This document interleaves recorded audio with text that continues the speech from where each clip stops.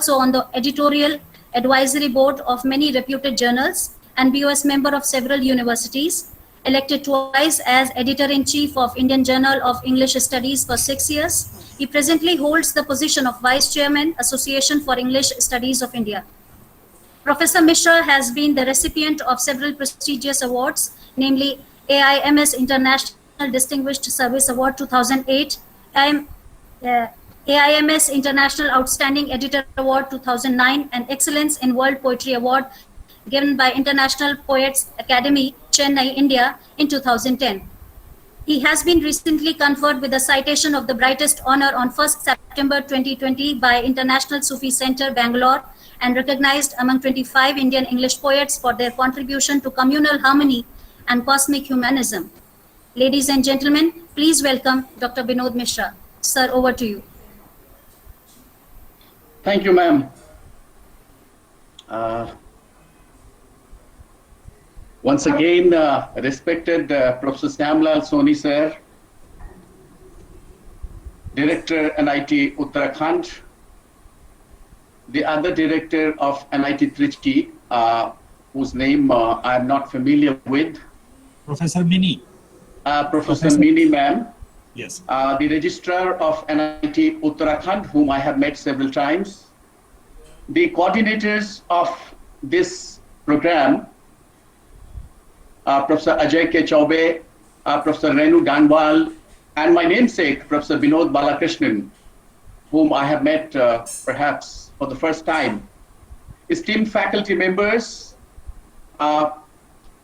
esteemed colleagues, dear students and participants who are hearing or participating in this August STP.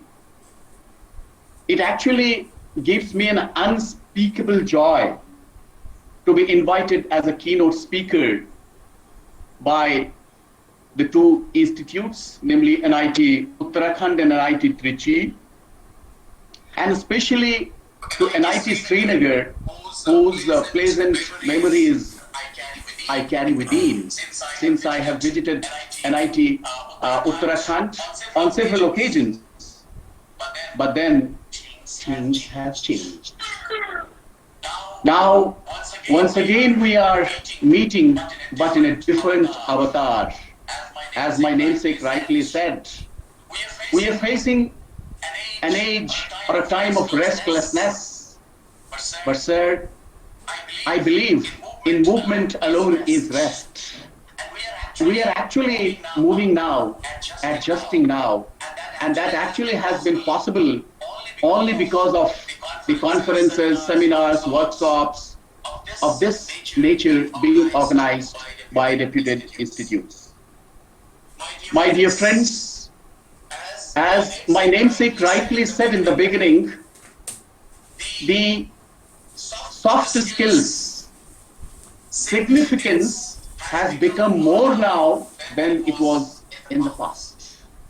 And I do remember whenever I started a talk on soft skills, I always used to quote a famous line, which of course becomes more relevant now. That was in Hindi, and once again I'm repeating it. कोई मिलाएगा नहीं हाथ, कोई मिलाएगा नहीं हाथ, यदि मिलोगे गले तपाक से, ये नए मिजाज का शहर है, जरा कायदे से चला करो. My dear friends, of course, we are in a different state of mind, we are in a different time, and what matters is the new temper.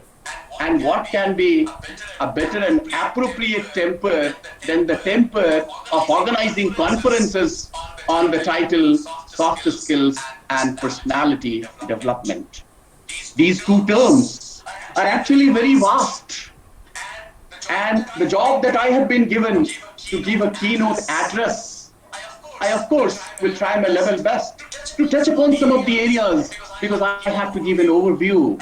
And I do realize, and I'm really hopeful that the way the presenters have been selected they will really do justice with this 5-day program when, once again, to repeat the words of Professor Binod Balakrishnan, we will not only live, we will not only breathe, we will actually outlive the pandemic that is before us. And therein lies the efficacy of organizing this beautiful and august gathering where quite a good number of people have participated.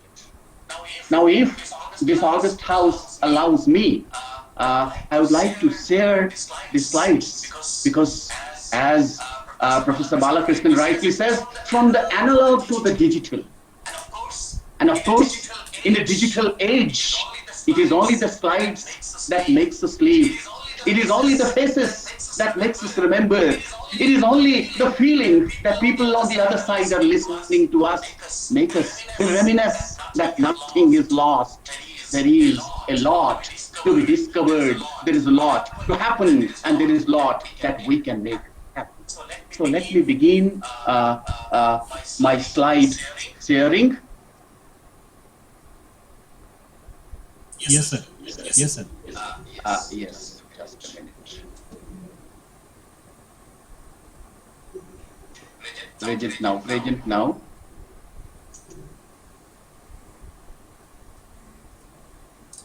Not yet, sir. I hope it will come soon.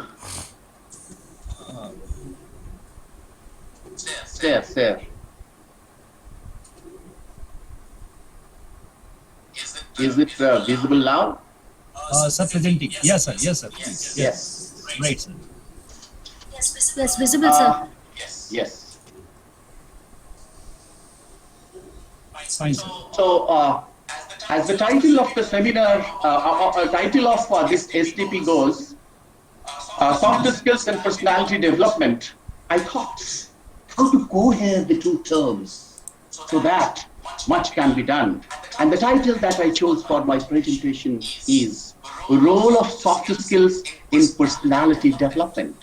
Rightly has Professor Soni said that the need of the hour is to instill in our students a confidence, the confidence to speak not only pertly, but the confidence to speak effectively, the confidence to enhance their abilities which are hidden in them and which actually will make them differentiate themselves from others to make them distinct minded.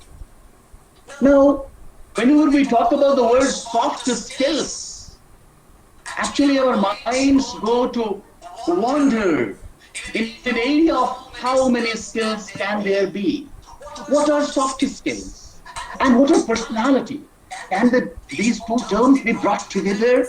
So what I will do is, I will touch upon some of the areas of soft skills so that when our students or the participants try to develop their personality, they will also keep in their mind how soft skills is one of the special ingredients which actually comprises so many skills. So before we begin, let us have a working definition or a working interpretation of soft skills. Soft skills, which has actually become an umbrella term, which actually comprises so many skills, refers to personality traits, social graces, facility with language, personal habits, behavior. Some of our friends were talking about behavior, friendliness, and optimism that mark people to varying degrees. Our soft skills complement our hard skills, which are the technical requirements of a job.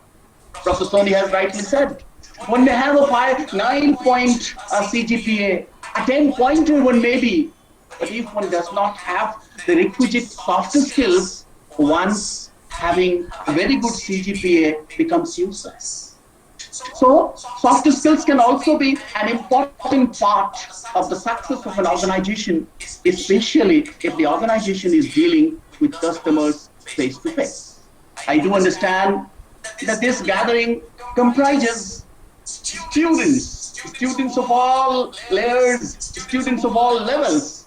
And why they require soft skills is Because nowadays, when you look at the market trends, nowadays, when you look at the newspapers, you'll find that there has been a different sort of turn.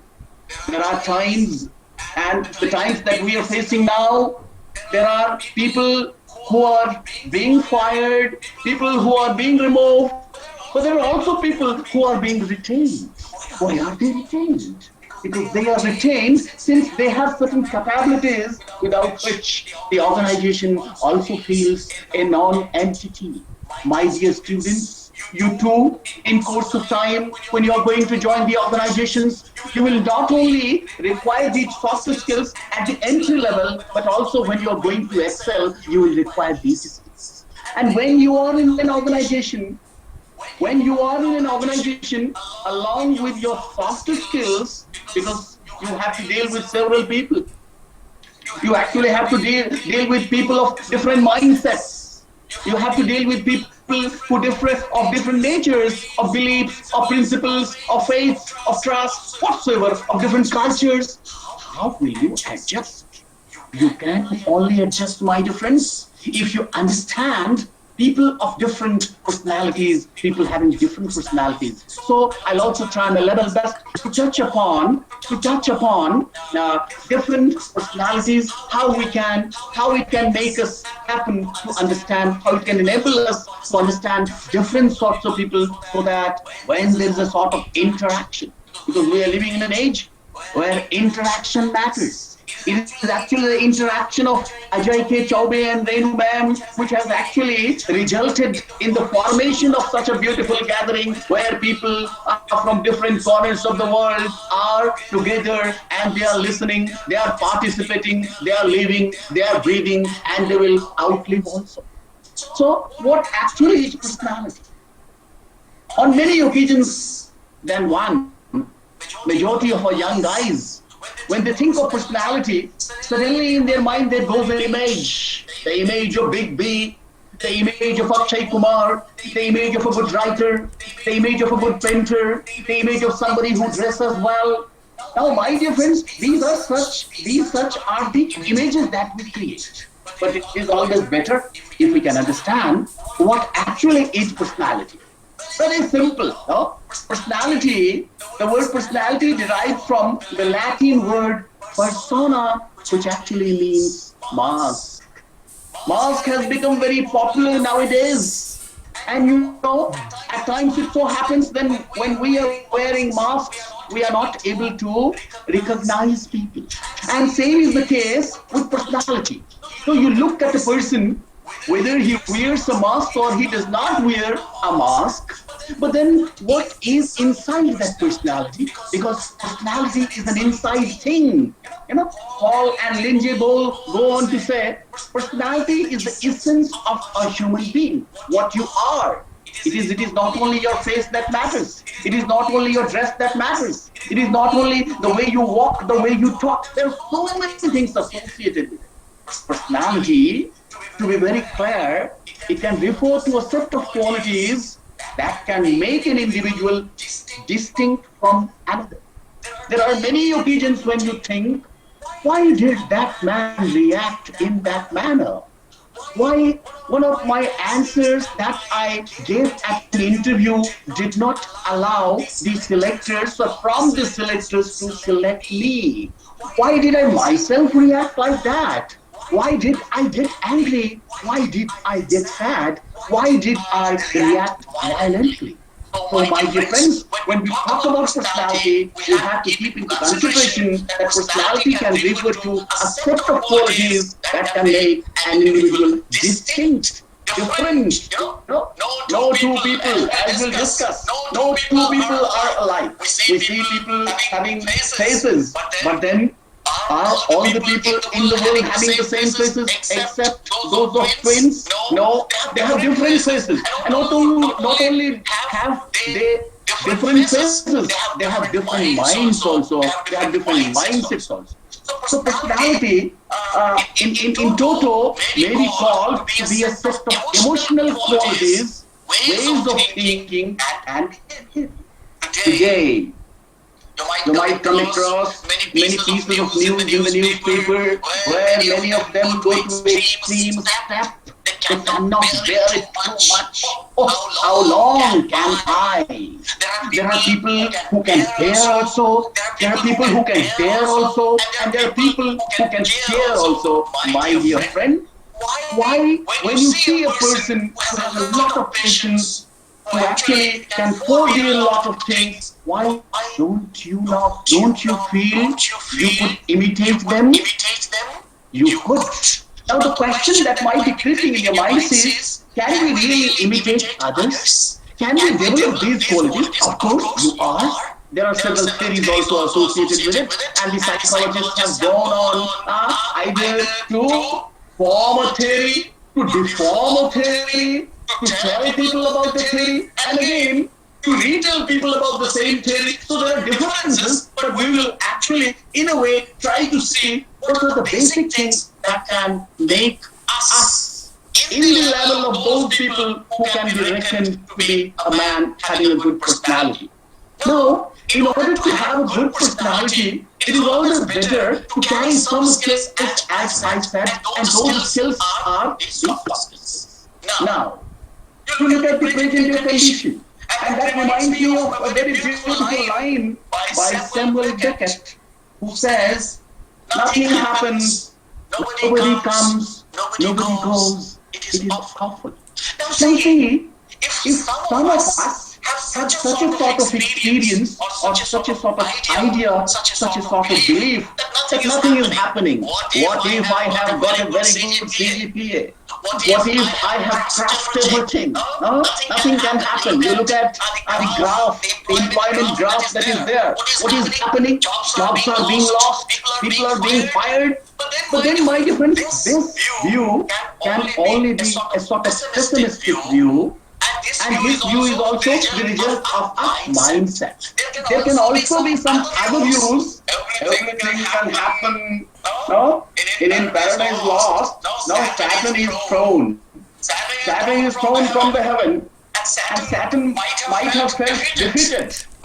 But then Saturn tells other angels, what though the field be lost, all is not lost. Fine. What though the field is lost, all is not lost. The mind is in its own place that can make a heaven of a hell and hell of a heaven. Fine. So my dear friends, all of you, dear students, you are actually to have a sort of optimistic feeling. Not having a feeling that nothing can happen. Everything can happen. Let us try to have. And in this way, I am also reminded of the four sorts of people that you can have. There are some people who will always say, what he does is only the most important thing. There are people that what he does is important, what others do are not important. There are people who are neutral, and there are people who say, you are okay, I am okay. So we will have to have a tendency to have the feeling that you are okay and I am okay, you are okay, everything is okay. So if we have that feeling, perhaps we can move forward. Because when you go to the workplace, all that you are doing today is to get a job. All that we are trying to strive is to have a sort of excellence at the workplace. And in order to be at the workplace, and in order to prove our might, what actually do we need? We come across people. And if you know what sort of people you can come across, if you try to understand what sort of people can you come across, you will find and you will adopt new ways as how to deal with them. I came across one such reading where I could find that there can be 13 personality types in every office. And on the right hand side, you can find these 13 categories of people. One may be a very passive aggressor who will always, try to find fault. He will not attack directly, but he will always attack indirectly. There will be another category of people, which we have already mentioned, a backstabber. Outwardly he will feel that he is all okay, but you never know the dagger that he is always carrying.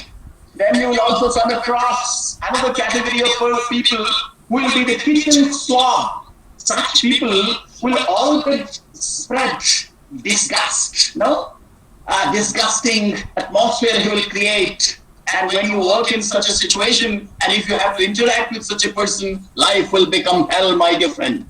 You will also come across a person who is a chatterbox, always talking. And you have, because sometimes you have to have a sort of responsibility, my dear friend. And this responsibility is not to tell him, why don't you go? But then you have to control and you have to find efficient ways as how to escape or how to control or how to evade. Then there will be a person who will always be a delegated. Will always delegate. No, will always be, you may come across a boss, will always delegate. No, this thing has to be done by him, this thing has to be done by, oh, you didn't do that. Oh, I had told such and such person to do it, but it was not done. Fine, delegate it. Then there will be a person who will be a workaholic. No, every now and then he'll be obsessed with work and he has no time to crack jokes. But then, my difference, when you're working in a workplace, you actually have to create a sort of balance between the work and yourself. And then there will always be a person who is considered to be a noisemaker. He will make a lot of noise, but he will do nothing. Then you can also find another category of person who will always say that a meeting should be scheduled for that. A meeting has to be called for that. My dear friends, you are living in a digital age where you have all the electronic facilities available. There are different resources available at your desk. Or just with a push of a button you can send an email, or just over a phone you can delegate, or just over a phone you can clarify certain doubts. Fine, there's so many ways. And in order to save time, there is no need always to say that there should be a meeting for this. Otherwise, meeting will also lose its own significance. There will be another category of person who will be a gossiper, always whispering here and there. Fine, they'll always say, oh, did you hear that our increments have already been stopped? My dear friends, all these things actually make you a bit dispassionate about the workplace. Then there can be a new branch, the overly ambitious summer intern. He'll always make tall claims. No, he will actually climb the Mount Everest, but in little sense he will not do anything. And then another category is the Debbie Downer. This Debbie Downer will always keep on complaining,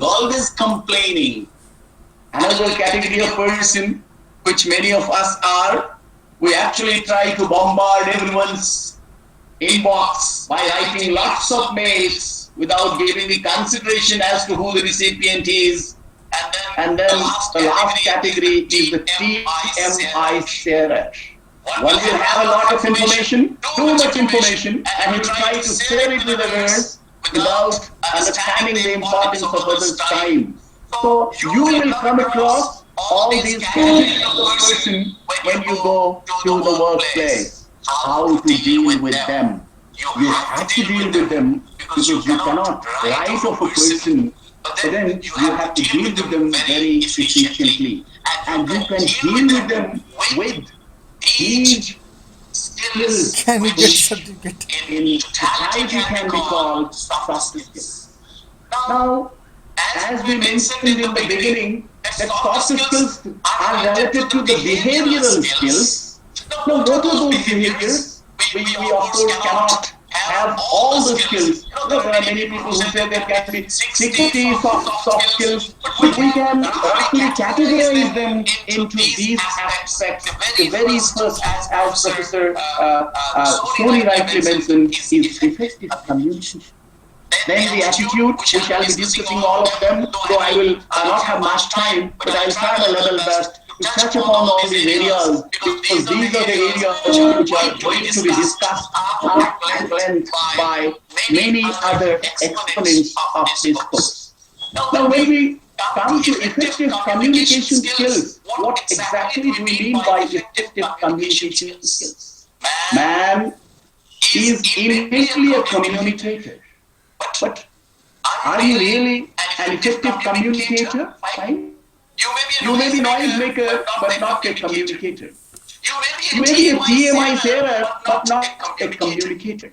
By communication, we mean sharing, but sharing with somebody who actually requires that information. Sharing something which is very important and in a manner that communication actually makes way. Communication is understood. And when we talk about communication, these are the four areas: listening, reading, speaking, writing. There is a different sort of disease which many of us are suffering from. And that disease is throughout the day we are communicating. But we are communicating in a different manner. The mobile phones, the laptops, and many of the social networking sites have allowed us to be communicated throughout. But do you ever realize that how much of time are you wasting? How much of time are you really utilizing? You have to communicate when you really are required to communicate. And the best possible communication is when the two parties, I mean the communicator and the communicatee, when they actually have a sort of cordiality and cooperation existing between them. When it comes to listening, what are we listening? We are actually listening to songs. We are throughout listening to some other things other than what is required. Nowadays, there's a bleak scenario. When we are organizing all these lectures, we teachers often have a feeling that many of our even bright students, they log in to make us realize that they are with us, but they are really not with us. They have logged in and the cameras are switched off and they are logged in a different world also. So my dear friend, is that the real listening? When it comes to speaking, we all say that we are very good speakers, but when we have to deliver a talk, when we have to participate in a GD, when we have to appear at an interview, when we have to negotiate, then perhaps we realize the way we have several shortcomings when it comes to speaking. And moreover, the greatest danger that has been done today by students is the area of writing. The area of writing is really worrying my dear friends. We really feel that too much of writing has been lost. People do not want to write. The students are too much averse to writing. They will actually not write, and even if they write, they are suffering from a different sort of lingo that they have really learned from. The spellings are cramped. No, the language has also become different, ungrammatical at times, ungrammatical sentences. And at times we also feel that many of our students, not only students but others also, they have different sort of overt and covert language which actually cannot be interpreted properly by the recipient. What sort of communication it is, my dear friend? You can have a look at the next slide when we talk about communication. I often say it is not communication skills, rather communication skills that the present generation is developing. When it comes to listening, of course, 60 to 75%, but today, nowadays we can say 80 to 90% of our time is spent listening. But is it proper listening? Is it really listening in the true sense? We hear, but we do not listen. I'm reminded of T.S. Eliot's Wasteland.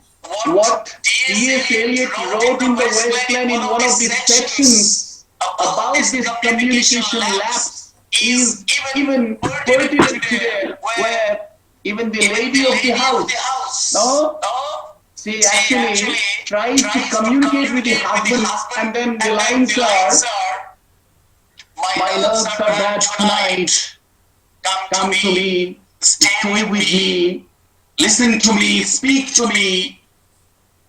Do you listen? Sorry, do you hear?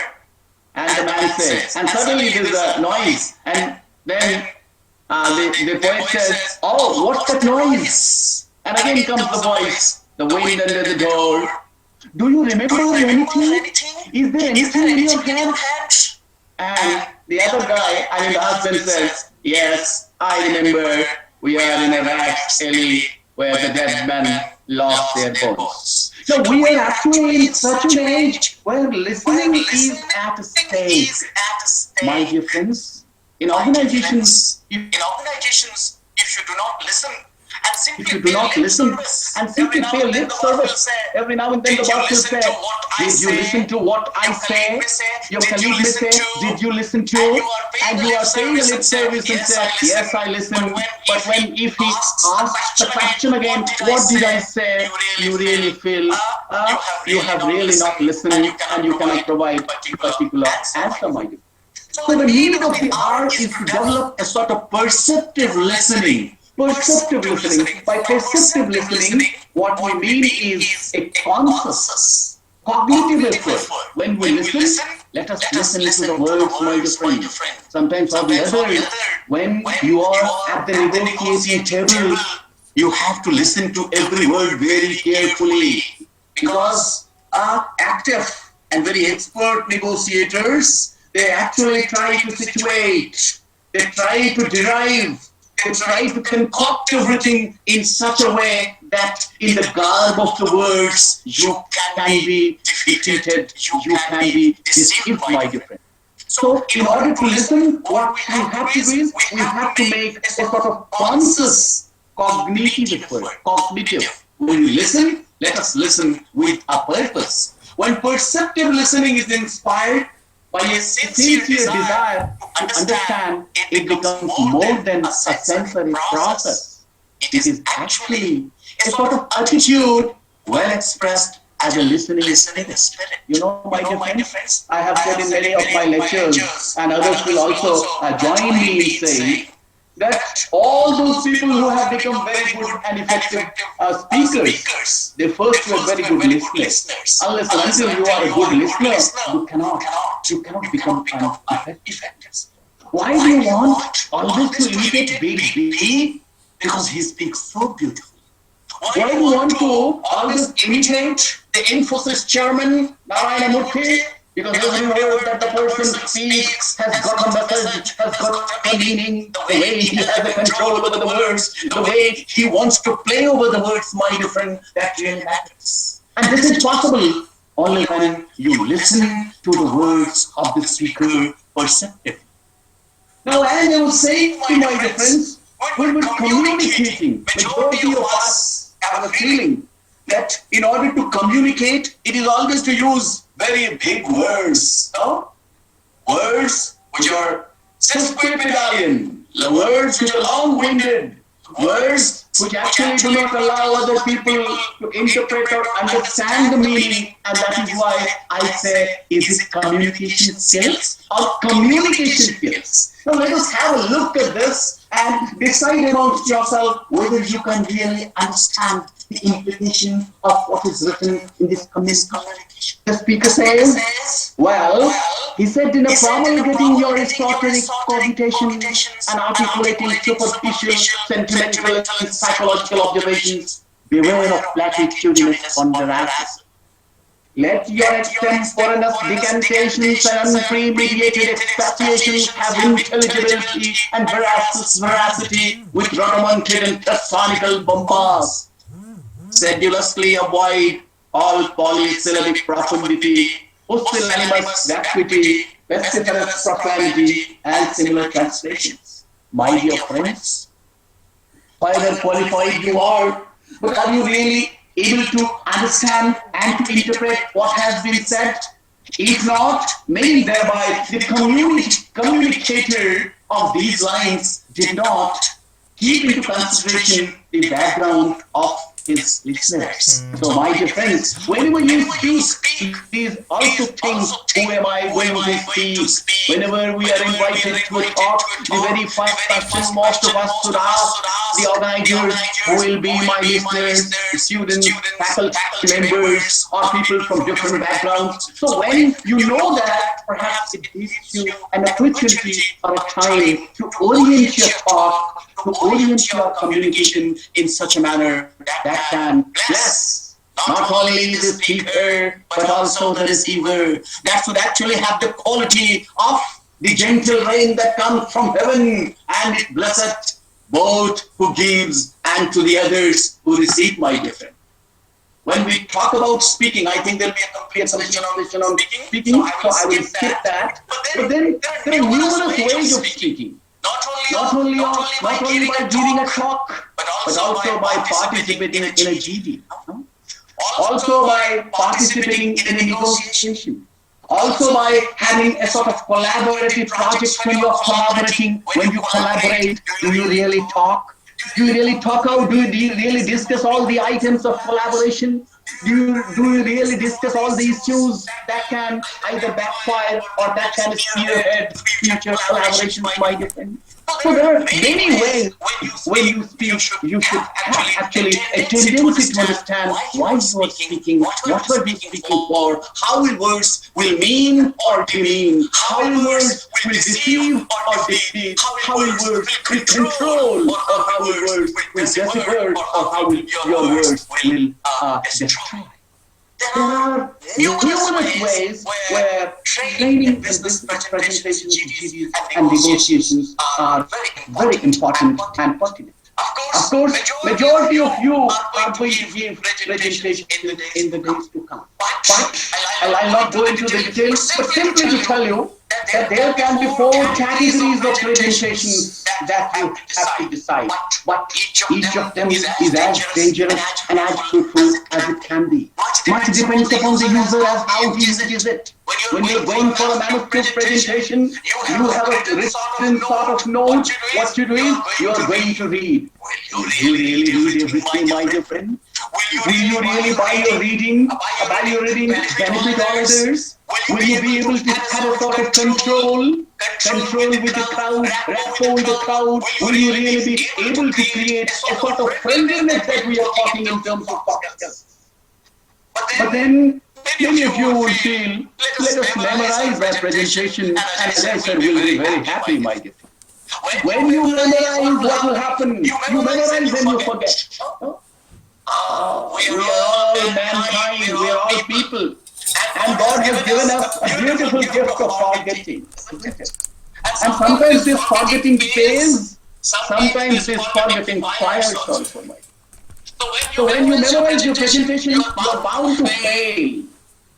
And then there is another presentation which is called impromptu. I mean, without any preparation, you go and speak. This is the most challenging, but also the most rewarding, my dear friend. And you know, majority of the speakers, when they are preparing for their presentation, they are actually afraid. Why? The first timers often get nervous, isn't it? When somebody going to give the first presentation is bound to be nervous. And in this nervousness, what happens is they forget much of what they have to say. So when you are going to speak impromptu, without any preparation, what you are going to do is you are actually speaking just on the spur of the moment. And during this presentation, all of us are alike. All of us resort to our memory. All of us resort to our experiences of some past event or whatsoever, some episodes. So this is not only challenging, this is also rewarding, my dear friend. And speaking is one of the most innate qualities of man, but speaking requires great effort, not only to prepare, but also to develop. How to control the crowd. There are several ways other people will do that. And then the last is extemporaneous, when you have everything ready and you know how you are going to have a control of time, have the use of your slides or notes or whatsoever. Because you know, throughout the conversation or throughout the presentation, all you need to do is not to lose the crowd. And the fear that is lurking in you is what will happen because majority of us become nervous. And if people become nervous, I always say it is good to be nervous. Because when you become nervous, you have to put extra effort. Every individual, when he is exposed to a new, unfamiliar crowd, unfamiliar people, he has the symptoms of nervousness. When his throat gets parched, the limbs also get shrinking, and then you feel a sort of a different sort of experience. You actually have a lack of abdominal control. During this hour, an extra energy is pumped in your body mind.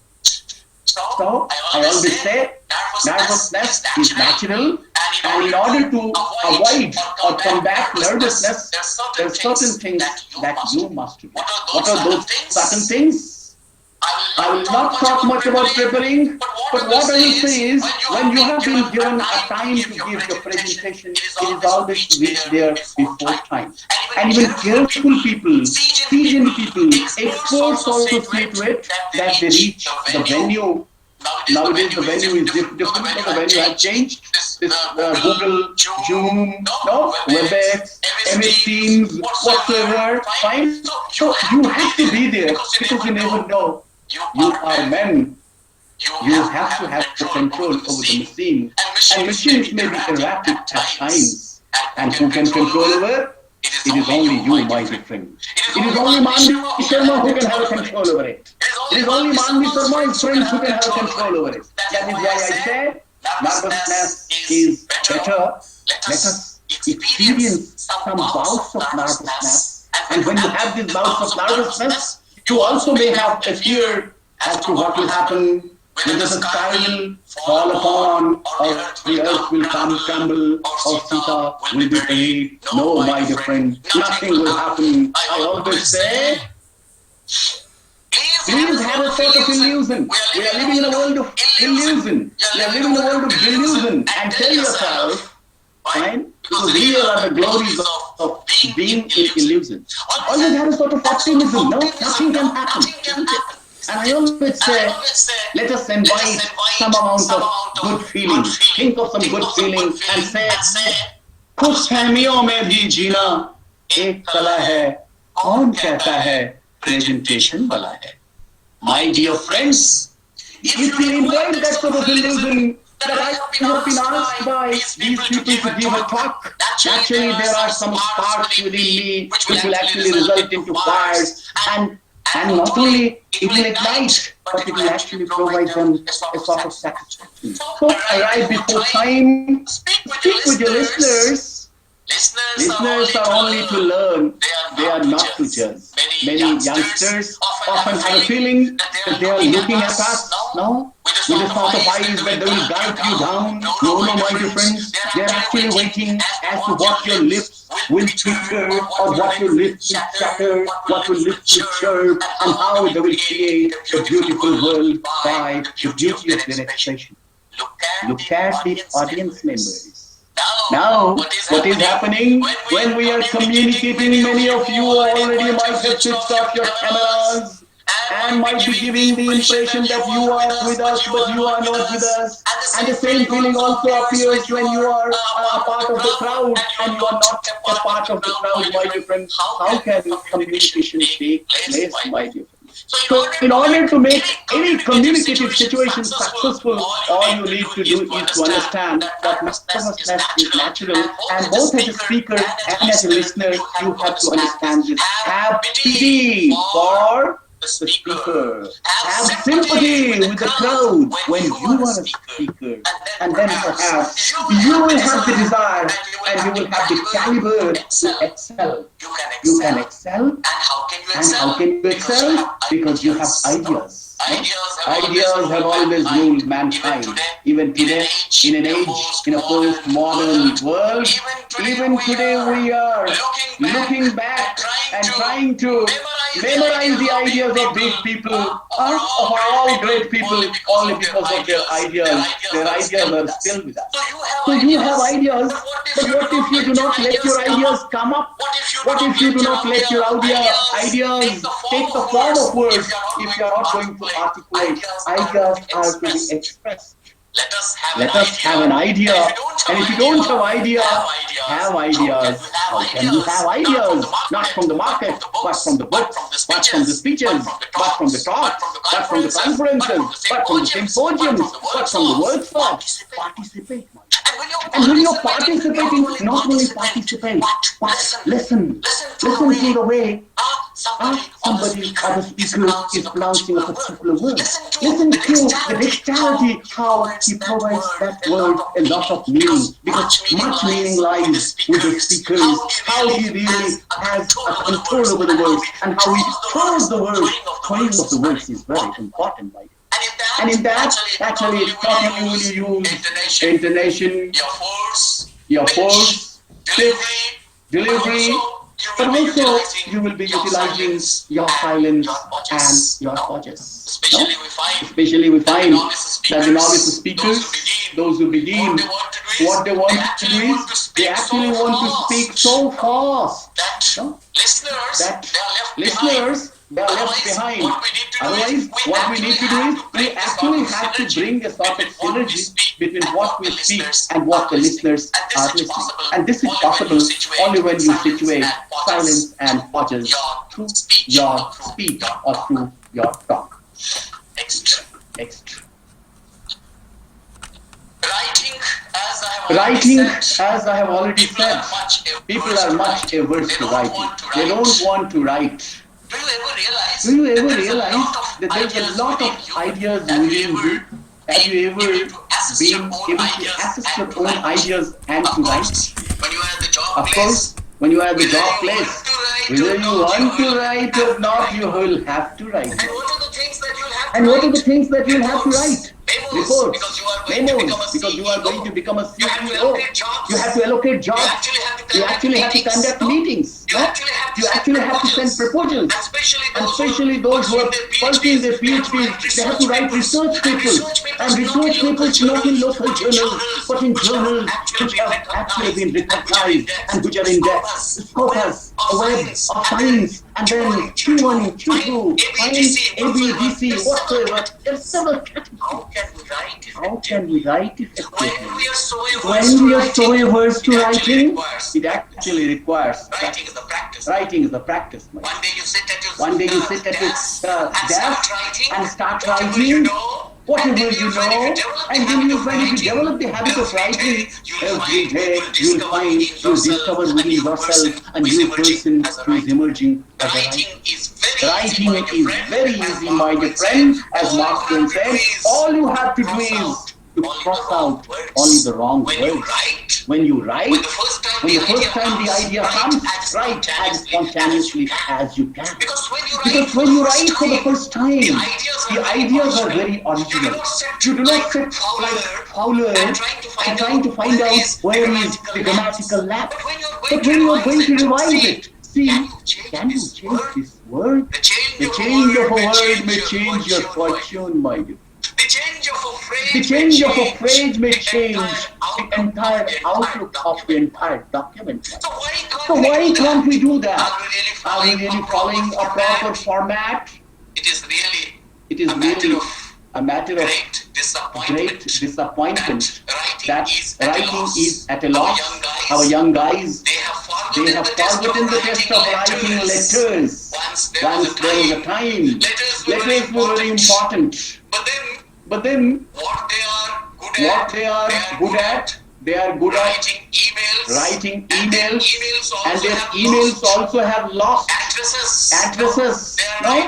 They are writing and sending without addresses. When I say addresses, I do not mean email ID. I mean salutation. They are actually accustomed to addressing I, oi, ahoy, he, I. Are these the salutations? My dear friend, this is actually the time when you must develop the ability of writing professionally, because you are going to join organizations, and there you have to write different sorts of documents which will require different formalities associated with it. Now I come to one thing which is very important. as you are all job seekers, job getters you will also become. And when you are a job getter, and when you are in job, you want to strive also. Youngsters are so ambitious; they want to reach the position of the CEO very soon. But do you really have the right attitude? What does it mean when I say attitude, my dear friend? Attitude is actually a word where you have to say professionally. I mean, when you are professional, you have to say that you actually try to avoid certain things which actually can categorize you as a person having a different sort of attitude. All of us have attitude. But then, as a person who is actually rightly going to emerge as a sound professional, must try to avoid these 5 categories which actually hamper our attitude. The very first is criticizing. We also mentioned in the beginning how without doing anything we criticize. Could you also look at the other side of the coin? Could you also look at the other side of the reality? Could you also explore what has not been explored, my dear friend? So what we do is we are criticizing, we become critics. No? It is very easy to become a critic, but it is very difficult to become a writer. And not only criticize, every now and then you keep complaining. This is also a negative attitude, my dear friend. Comparing, no? When you compare yourself or your position with the other person, why don't you see what he did in order to come to this level? We all make our friends very easy target and start comparing and complaining. You want to compete, so do you really have good skills which others have and they have competed over you? You want to compete, but you require these skills, my dear. And finally, content. Every now and then you content. You pick up a debate every now and then without realizing what are the facts.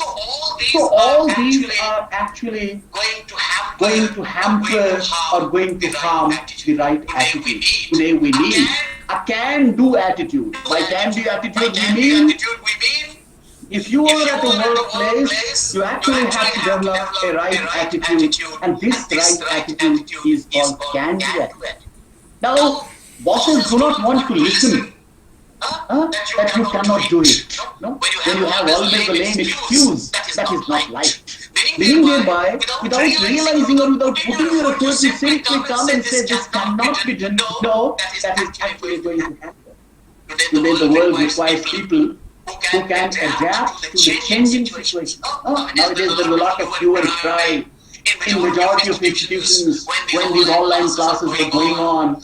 There are many of our friends who say, what happens in an online class, fine. So keep listening to them. Perhaps they are not familiar with it, and that is why they are not able to adapt. But my dear friends, the days that are in the store, they are actually going to require a sort of adaptability. Don't you find a change now? In the remote corners of India also, people are online. Lectures are being delivered, whatever way or the other. But in different ways, at least people are realizing. So you have to adapt. And by adaptability, once you start adapting, it is just like love, my dear friend. When initially you are in love, everything up here is so dark, different education. But once you get used to, you start loving that. So adaptability is such. You actually have to have the ability to change. And this change is required at the workplace, not only with the sort of job that you are doing. Many people may say, I was not made for this. I can't teach this. How can I deal with it? Fine. My dear friend, unless and until you want, how can you do that? You have to learn. Fine. And you have also to deal with a co-worker who you know is always passing on false religions and criticizing. You actually have to listen and to find out. Because this is an age where you have to work in groups. This is an age where you get projects in group. This is an age where you get deadlines also. And in order to meet the deadlines, all you need to do is to create a sort of harmony and to understand other members in your group so that you can do better. So the adaptability is the ability to change. It is actually a quality to facilitate accomplishment. I do remember, and many youngsters will also remember, there was a time when Sourav Ganguly was the captain of Indian cricket team, and so was MS Dhoni also. Why these two people are remembered so much? Because they were efficient leaders.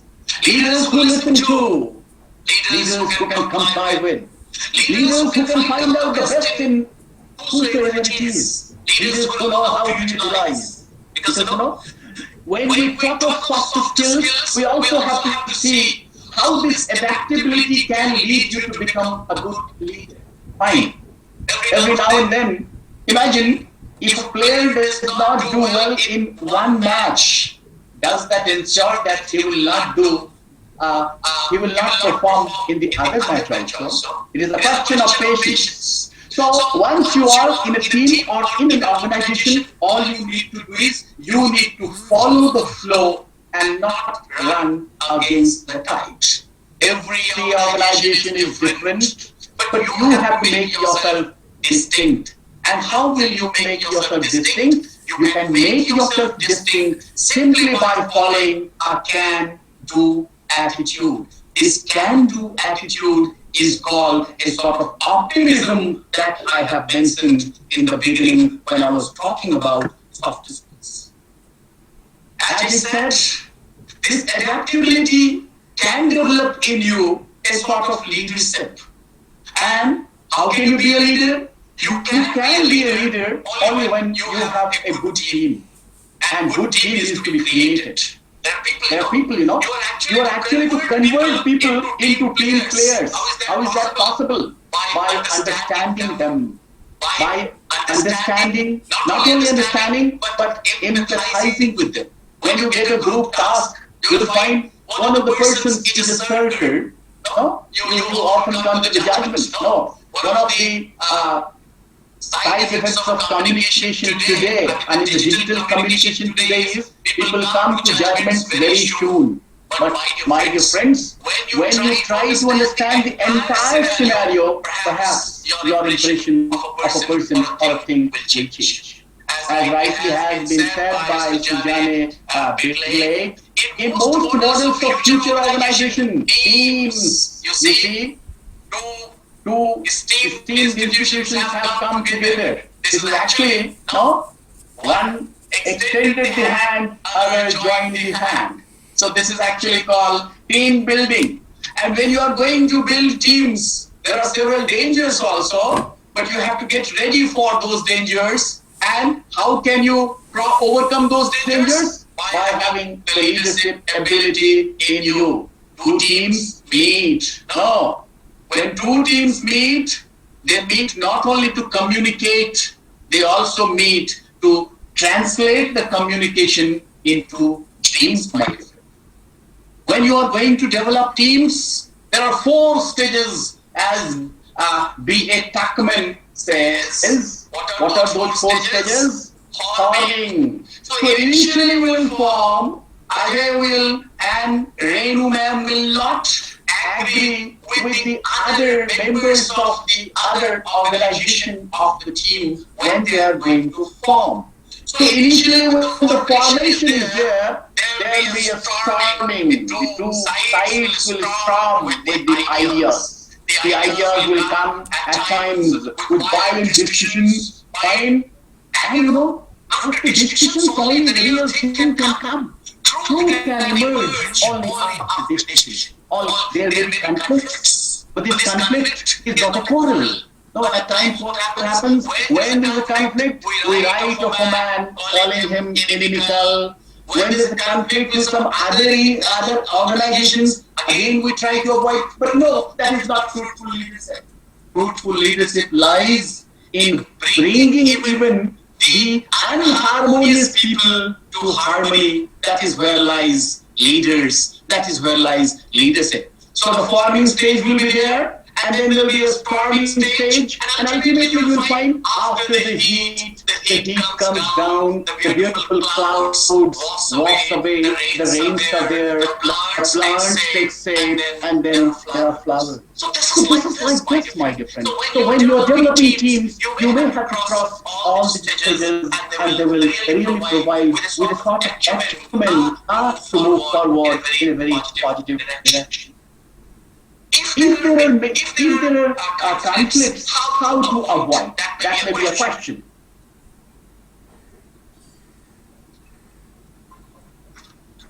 Let there be free exchange of ideas. If two groups are talking together, or there are several members in a team, they are having, you might have already experienced it when you might be participating in a GD. Everyone wants to contribute, but everyone also wants to dominate. In between, there has to be a balance. And who will provide this balance? The leader. The leader who has been till now silent will suddenly come and join the group. And then finally, he will see what is being discussed. How can there be a sort of medium way, the madhyam marga?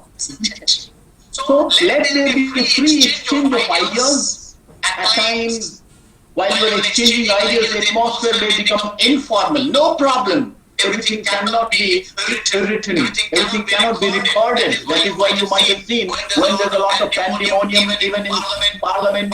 Fine, the speaker always says this will go off the record. So as a leader, what you need to do is you actually need to bear that there be an informal atmosphere, and it is always better to encourage feedback. When you give space to others, when you think of others, others will of course think of you. When you seek their honest feedback, whether it is in terms of speaking, in terms of GD, in terms of negotiation, you always have to look at both sides. Even if there is criticism, you have to criticize very constructively. No, it at times so happens when a friend of yours criticizes you, you actually shut the door, you bolt the door on him. No, I don't believe that. Let them criticize, because out of that criticism may come something new, isn't it? Will come in the later slides how, when, because there are certain things you do not know, my dear friends. There are certain lapses in you which you are overlooking, perhaps. A healthy criticism can bring that back, and that can actually ameliorate your manners, that can actually change your manners. You must, as a leader, allow room to everyone's thoughts. If you are going to listen to everyone, perhaps you are going to do justice with the talk. You are going to do justice with the assignment which you have got. Actually, whenever there is a meeting, or whenever there is some conversation, or whenever there is a group talk, what happens is two sorts of issues arise. The first is a sort of cognitive conflict. This cognitive conflict is actually based on ideas. Fine, there may be discussions, and these discussions may at times become very aggressive. But then, on the other hand, there can also be affective conflicts. These affective conflicts are feelings and personalities. For example, you might have experienced while in a GD when you do not listen to one of your other friends' ideas, or he says something which appears like a personal attack. You are hurt, isn't it? So if you are hurt and you repeat the same when others are, that will actually bring discussion to a halt. So we have to provide a madhyam marga, as I said, and whenever there is a conflict, we should try to look at the advantages of conflict. Actually, conflicts give rise to creative thinking. And as leaders, or as somebody who is going to have some decision, and if you become a CEO, on majority of